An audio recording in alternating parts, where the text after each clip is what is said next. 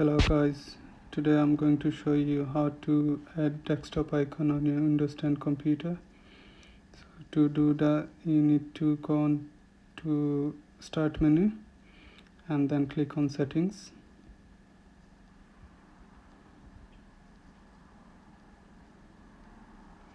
And then go on to personalization.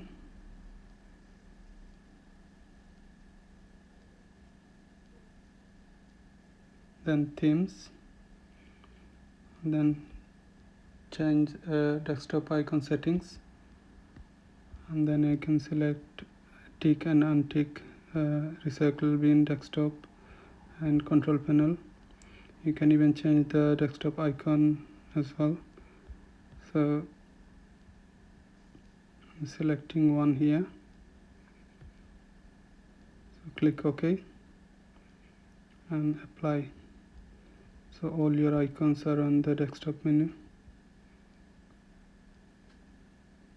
You can even rearrange them by dragging, and if you want to go back to default setting, you can just click onto it and click OK.